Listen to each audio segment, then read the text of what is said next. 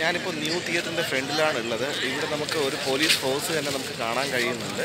എന്നാന്ന് വെച്ച് കഴിഞ്ഞാൽ സ്പെഷ്യൽ ഷോസിന് എല്ലായ്പ്പോഴും ഈ പറയുന്ന തമ്പാനൂർ സർക്കിളിലാണ് മിക്ക തിയേറ്റേഴ്സിലും റിലീസിങ് ഷോസ് വരാറുള്ളത്.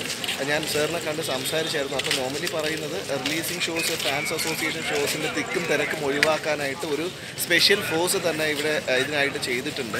2 വർഷത്തോളം കാത്തിരുന്നിട്ടാണ് ലാലേട്ടൻ്റെ ഒടിയൻ എന്ന് പറയുന്ന ഈ സിനിമ ഇപ്പോൾ ഇവിടെ റിലീസാകാൻ പോകുന്നത്.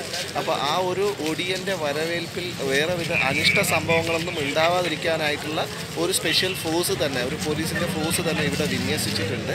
തിക്കും തിരക്കിലും പെട്ട് വേറെ സീനൊന്നും അല്ലെങ്കിൽ വേറെ പ്രശ്നങ്ങളൊന്നും ഉണ്ടാകാതിരിക്കാൻ വേണ്ടിയിട്ടാണ്. മിക്ക ഒരു ഫാൻസ് അസോസിയേഷൻ അല്ലെങ്കിൽ ബന്ധപ്പെട്ട് നടക്കുന്ന മിക്ക ഷോസിലും ഇത്തരത്തിലുള്ള ഒരു ആഘോഷങ്ങൾ അതിര് വിടാതിരിക്കാനായിട്ട്, അവരെ നിയന്ത്രിക്കാനായിട്ടാണ് ഇത്തരത്തിലുള്ളൊരു ഫോഴ്സ്. അപ്പം നമുക്ക് തമ്പാനൂർ സ്റ്റേഷൻ്റെ പരിധിയിലാണ് ഈ മിക്ക തിയേറ്റേഴ്സും വരുന്നതെന്നാണ് നമ്മൾ പോലീസ് ഫോഴ്സിനോട് SI സാറിനോട് എല്ലാം സംസാരിച്ചപ്പോൾ മനസ്സിലാക്കാൻ കഴിഞ്ഞിട്ടുള്ളത്.